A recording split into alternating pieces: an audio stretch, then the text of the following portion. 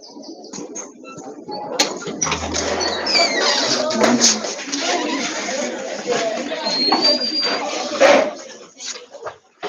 morning, class.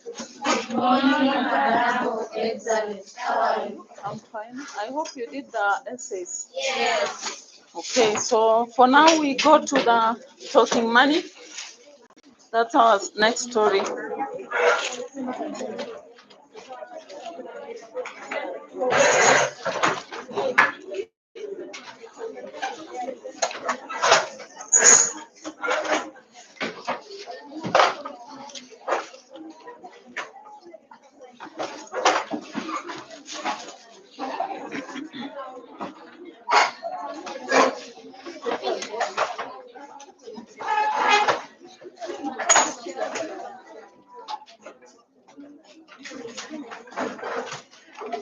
Are we ready? Yes.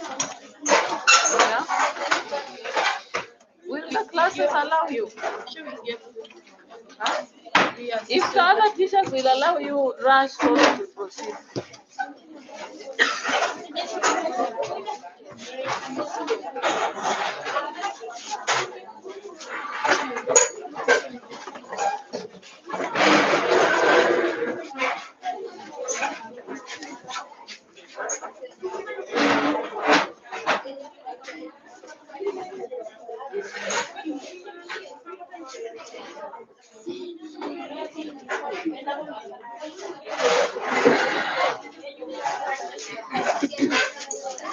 Which question did you handle?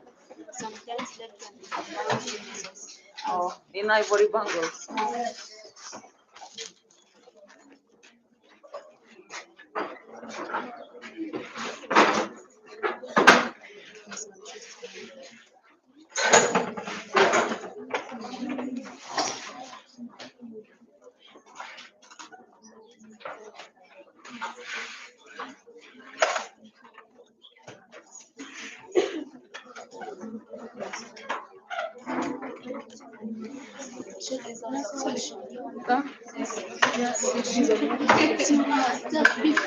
Just ask, what is it? This one. Yeah, it is. It is my natural hair from the end to the. So you cannot change any style? No, I can maybe put something else, but most times I just prefer this. But there are other ways you can actually knit it out.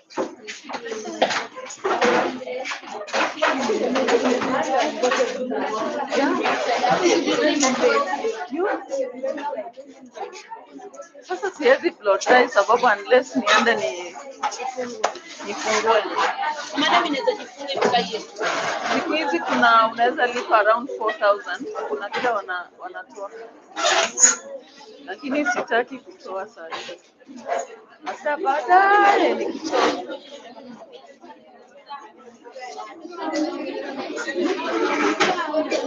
How long? I don't know. I started in 20. I used to play it, but then I decided. I think it was around 2016.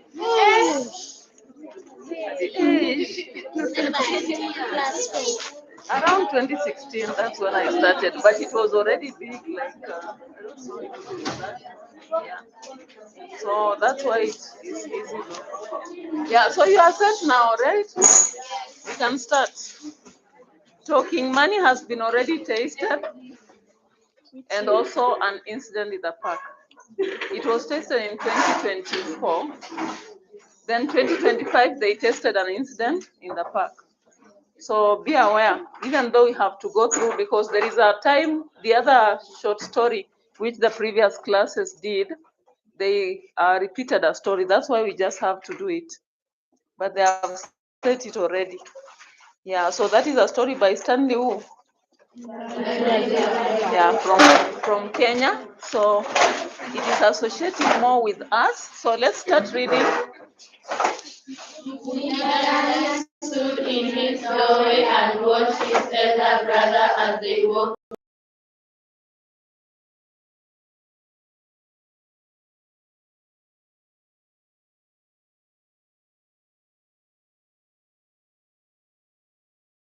Go, get out my compound. You too, he shouted after them, waving a thick index finger at their backs. I don't need your help here. Here, I don't need anyone's help at all. This is Masood, Joseph, the elder of the two, stopped and turned, leaning on his walking stick, the patched old greatcoat he wore hanging about his tall thin frame like a scarecrow feathers across his You really don't need us, he said softly, stabbing his finger at their younger brother.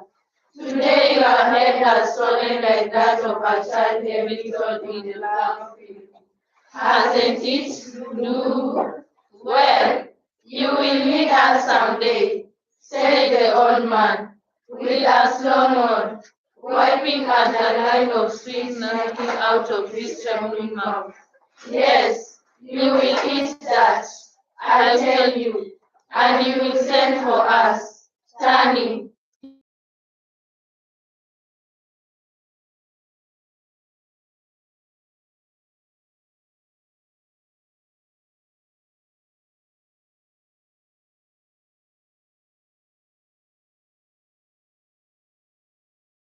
Them.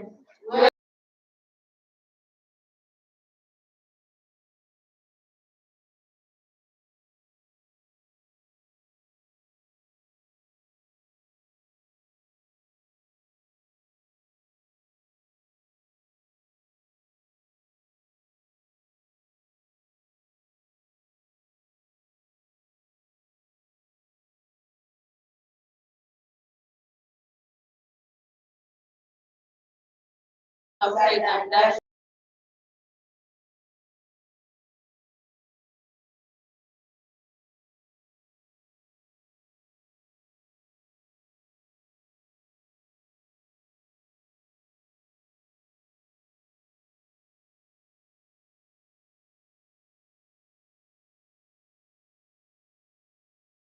Compounds. In that terrible rage, no one dared approach him. Later that night, after the children had gone to bed, his wife Veronica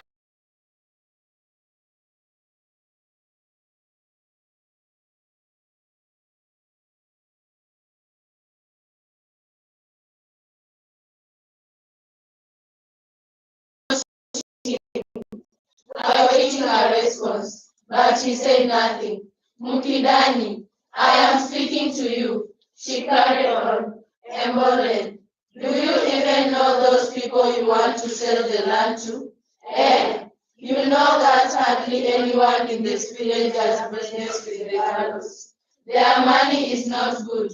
We don't know where they get it from. You should not turn a deaf ear to what everyone tells you. Mukidani. All this while Mukidani was sitting still, his gaze fixed on a point on the wall in front of him. All of a sudden he sprang to his feet, his hand reaching up into the smoky ground shading where he kept his simple hide. The woman's screams rang through the village as the glow spread, shattering the still of the dark August night. It was only in the small hours that her whimpering finally died down. Okay, up to there we have already 2 episodes. The one for brothers and the one for the wife. So can we talk about the part of the brothers? Because this story is about failure to listen. Of course, that year when they said failure to listen makes us have no one to stand by us when we need them. It was something to do with that. So the first part, brothers, can someone talk about it? Yes. Mukidani was having an argument with his brothers about the land that he wanted to sell. So Mukidani has a conflict with the brothers over the land that he wants to sell. They are trying to stop him, but he feels that it's his own, so he can do whatever he wants with them. Now, what exactly does he do? Just apart from having a conflict, what exactly does he do? Yes. Yeah, he chases them away. Something else. Yes. He points the index finger to the brothers. There's something else, yeah. As they convince, there is something else he did. In fact, yes. He spits angrily in the grass because it's a signal of rejecting them totally. Then what else did he do to the pot? Yes? There is a pot somewhere, or did I hear? Yes. He dashes a pot against the wall. Traditionally, you understand a pot has its significance. So if someone does that, it's like they are totally closing their home against you. So, and the brothers just tell him that one day you'll have to need us. You will call us back and want us to come, but you will not see us. So that is already a signal that failure to listen actually will lead to consequences. Then now we have the part of the wife, Ronica. Yes. The wife tries to warn him that she listen to his brothers, but instead he believes the wife. Yeah. So Mukidani again is advised by the wife. He's coerced not to do whatever he wants to do, but to listen to the brothers. But instead, he picks a whip and begins to slash, or rather thrash, the wife. Anything else he does? His wife tells him about the people in the village, some but then also blame them. The gallows. The gallows are not kind of people whom people do business with. Maybe they are conny, maybe they are mysterious aspect of wealth. So she advises him not to sell to them because they don't do business with other people. So it may not be very profitable when he does. Something else he does?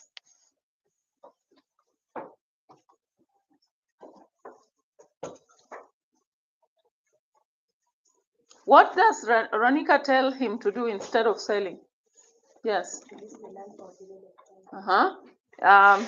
She is wise because selling something, you will never own it. But if you lease, at least that period will be over. However, Mukidani fails to listen and just decides to whip the wife. And that is, in fact, in the middle of the night. So we can go to the third episode now.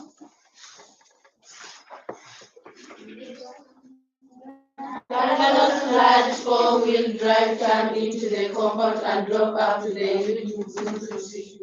Starting the car steadily to the square tree sunk in the deep roar of the motor as it was turned off.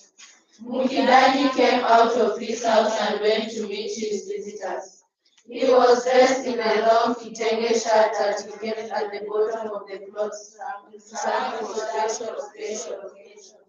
His shepherd had set an apple on his rounded head. Karibu sana. You have kept me waiting longer than we agreed. Bwana Gallo.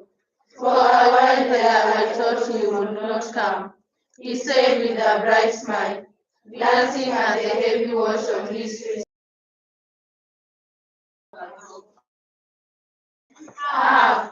Good day to you, Mukidani, said Gallo with an equally bright smile, climbing out of the vehicle. You know I am terrible with this man, Bwana. Sometimes I even forget my appointments. He was a short man, round like a barrel, with a dark chubby face which shone like that of a well-fed people. Gallo was in the company of a thin, versatile man whom Mukidani had never seen before and who was a still smile that didn't quite reach his sleepy eyes. He was dressed in a crisp Karani suit and carried a leather attaché. Well, at least you came then. I don't think anything is lost. After the introduction has been made, Mukidani bade them welcome into the house, but they declined. And so they set off for the portion of the land that Gallo was hiding down by the river. As they surveyed the land, Mukidani walked alongside, shutting them up. "You have seen for yourself a fine piece of land," he said after they had returned to the shade of the mzuzu tree. "The fertility of the land is certainly not in doubt," said Gallo, taking out a crisp perfumed white handkerchief. "It will certainly grow good napier grass for my cattle. What I am worried about is how my chap will access it to collect the corner. The road here seems rather narrow." "Ah, that is a small matter, my friend," said Mukidani enthusiastically. "I can organize a band of boys to clear the bush along my fence. I wouldn't mind killing the trees along that side." "Well, if you can organize the work team for me, I will be most willing to participate in them," said Gallo. "That I will, Bwana. Just leave it to me. In that case, then I can afford to negotiate." Mukidani had expected it to be a long tussle in which either party would turn back and forth, something he was not prepared for, given his experience buying and selling cattle at the local market. He was surprised when the wealthy man accepted his opening offer of $500,000, which he had sprung out of the blue, as was the hanging ransom.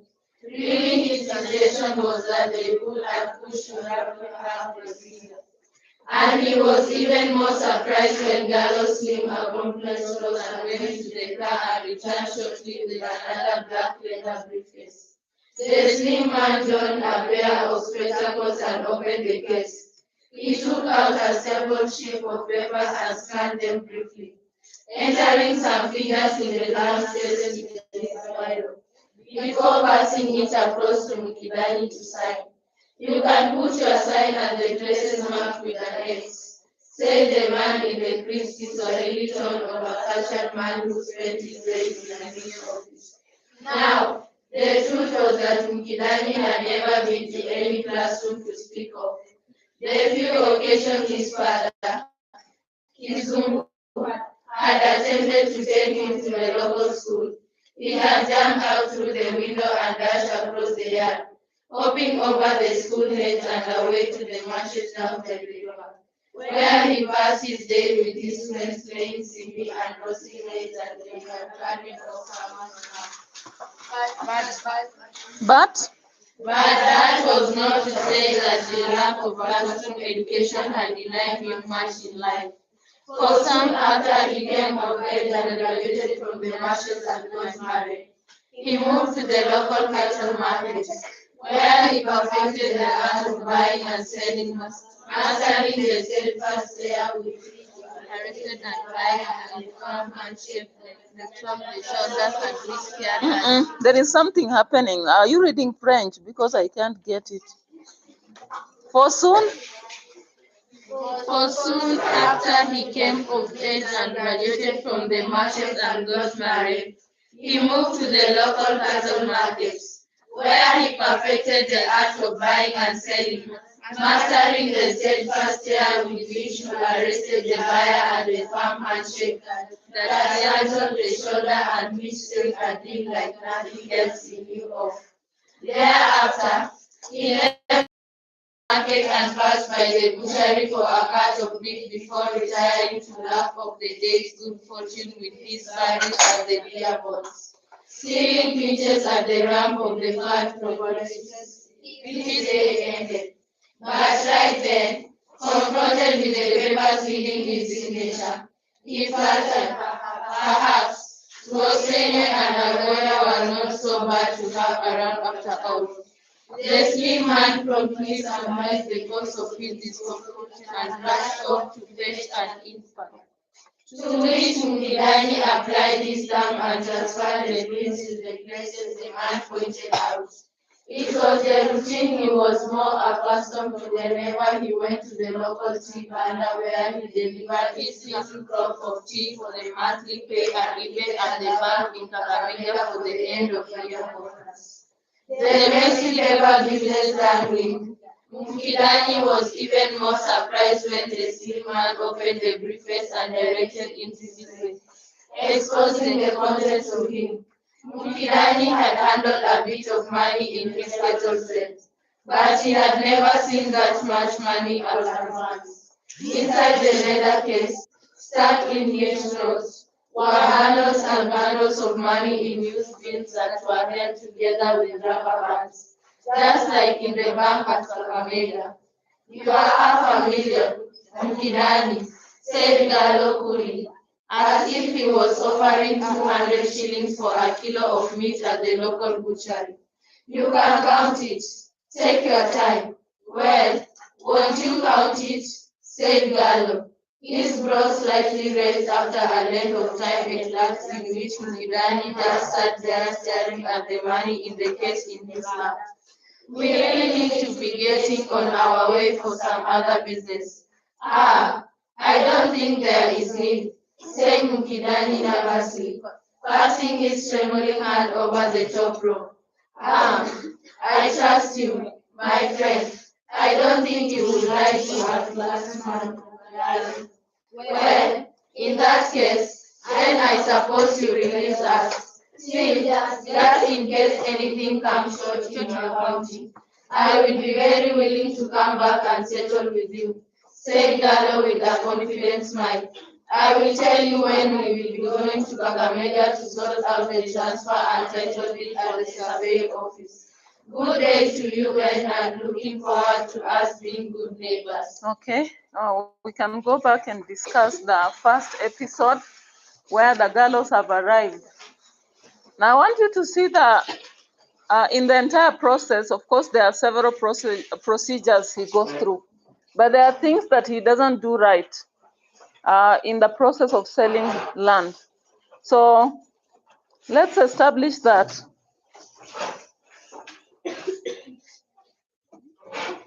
Anyone?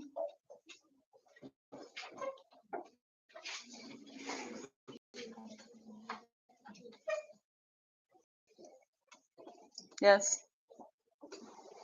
Mukidani's visitors arrived. They were welcomed under the Mm-hmm. So they have been welcomed and they have been shown the piece of land, right? In the first place, what do you see as a mistake even in the choice of where to sell?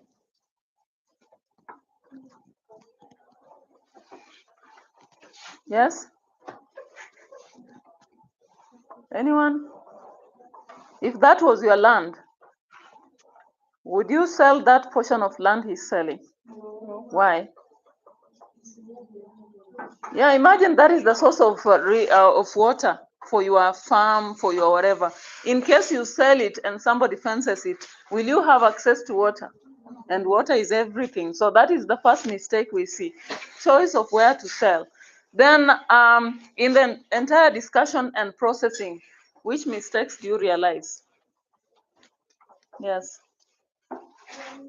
When Mr. Gallo saw that the water hand passed through there, Mukidani think that you can organize a band of boys to clear this fence. Yeah, a fence is very important for security in your own land. Possibly with a fence, it's possible people cannot invade into your portion and yours will not also go out. But he's very much willing to clear it just to accommodate the buyer. Any other problem? Yes.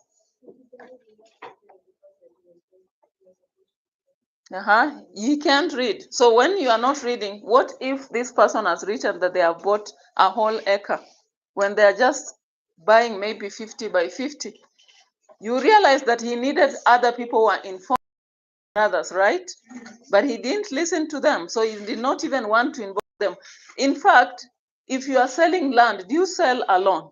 No. You are supposed to have either your children, your wife, the chief, or maybe some witnesses. But he does a mistake, he sells it alone.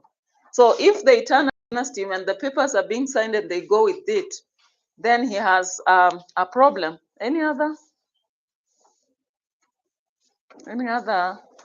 mishap we see?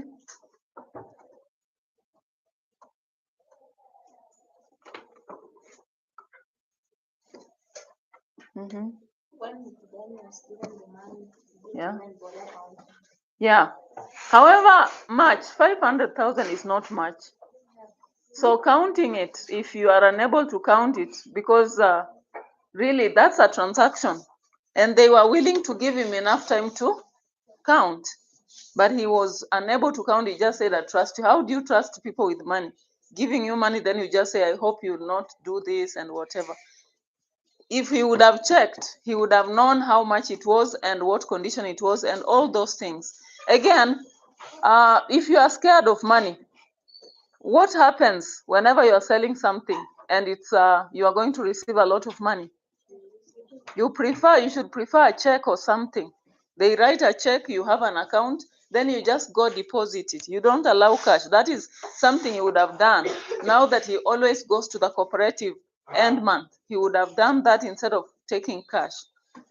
Do you have something else?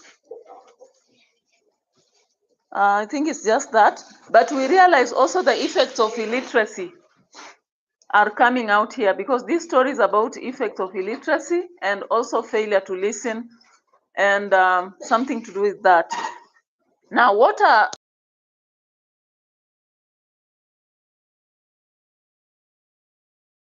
of course one of the things you've mentioned is over that they just read and bring him a signature, not a signature but the ink pad, which he could use as a signature. Apart from that, he can't read the papers and know what the paper is communicating. Then again, illiteracy makes him unable to count and also decide on a better way of transacting. Now, why is Mukidani illiterate? Yes. Normally escapes to school with his parents. He jumps from building. Yes, gets to school, just correct that part. Because escaping to school means he was escaping from home to school. So he escaped from school. Yeah, he could escape from school. So whenever he goes to school, instead of sitting there, he would escape through the window and go about, and never actually attended a class. So that effect now comes back on him. Even though he has survived through the business of selling and buying cows, but still we can see that effect coming out. Now we can proceed to the next as the gallows leave. Long after the two visitors had climbed in the car and left, Mukidani sat there under the mzuzu tree, clasping the black briefcase in his lap. His gaze was fixed on a point in the distant hills, trained on an object in the periphery that only he could see. And then it occurred to him that he was holding money, lots of it, in his lap. He stood up and rushed into the house, his heart thumping in his chest, dry thoughts craving a drink of water. He didn't eat anything for supper that evening. It was later in the night after they had gone to bed that he uttered the first words to his wife Veronica, who had pointed out men sleeping in their narrow termite-infested wooden bed. Twice he had woken up and lit the lamp to make certain the briefcase was still there, chained to the elbows and a rusty chain and bundle that he usually used to secure his old bicycle to the streets of the market. Veronica, he whispered after the usual night sound had died and the night had naturalized to silence. Can you hear me? What time is it? His wife turned over and simply opened one eye. Just how do I know a thing like that at this hour? She was still bristling from the lashing he had given her the day before. I meant it is nearly daybreak. She squinted at the passing between the thatch and the top of the wall and shook her head wrongly. Unless you are dreaming, Mukidani. But this seems like the middle of the night to me. the hour for witches. And so, unless you are one yourself, I think you had better go back to sleep. Well, I was just wondering how soon the day will break so I can take the money to the post office in Bali. Break it will, if you don't rush it by refusing to go to sleep. And with that, Veronica turned over and resumed her soft snoring, pulling the parts of luggage out of her ears. With an uneasy shrug, Mukidani turned on his side and, drawing the old nylon shirt that his left him closer about him, squeezed his hand shut and tried likewise to work up a snore. It was as the dawning wing of sleep was starting to spread its shadow over Mukidani's pillow that he woke with a start. Blinking rapidly in the dark, he was certain he had heard voices as they sure hadn't believed voices. Veronica, he whispered, nudging his wife in the ribs sharply. Wake up! All his shortcomings, Mukidani couldn't be accused of sleeping like a corpse. He had always slept with one ear open and was being awake at the slightest stirring with the little warmer outside. Now what is it? Said the audibly irritated Veronica. Just because you have money in that briefcase doesn't mean you will not have a nice sleep today. What is wrong with this man? Shh, Veronica, listen, he said with a note of urgency, cupping his hand over her mouth. Please be still. I am not imagining this. A length of time enough to put a pack of dogs in a mountain across the valley against a ceiling mongoose in a flash. And then the entirely silent. The voices that had spoken suddenly returned, and playful, like a couple of school children walking along the village path of home from school. The day is morning. This is nice. I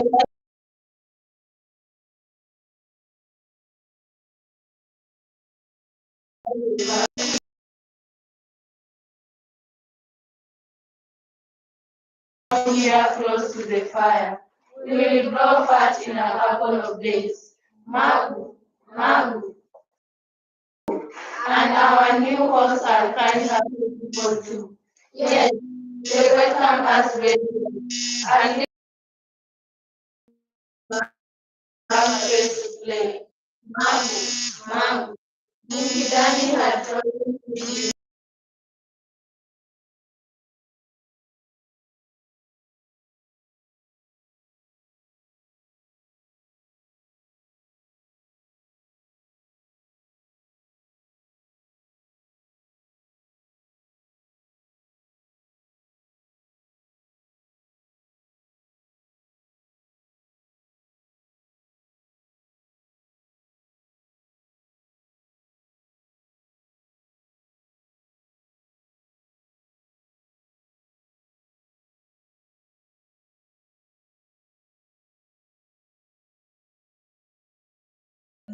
I did, Mukidani, said Veronica, letting go of his wrist. My ears are fully awake. Who are they? Said Mukidani in a frightened childlike whisper.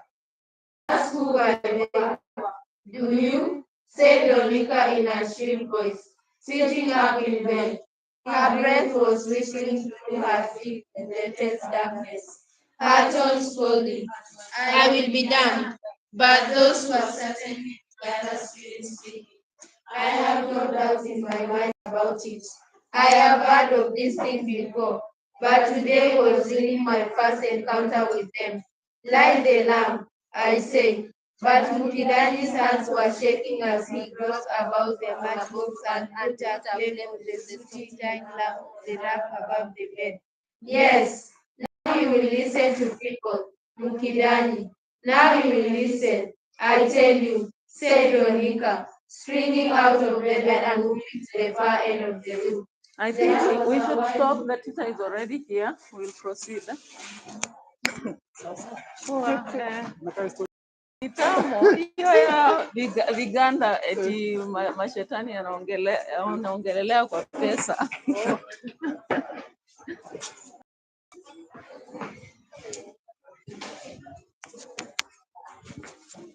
Yes.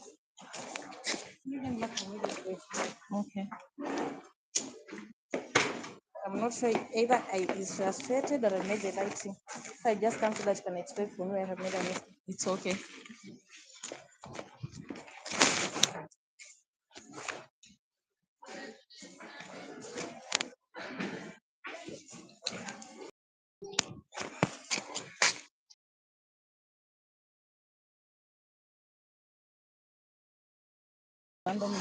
Yeah, that's what this is.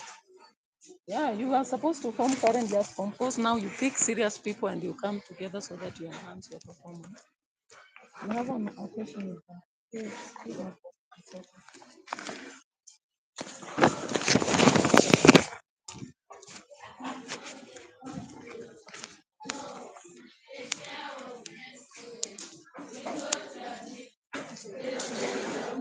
Sikuenda na Mark Pen. Mimi unajua nikienda literature sibebi. Ama tuende uchukue. Sawa. Nikienda literature tunafanya tu talk discussion. Uko na business. Ama time zingine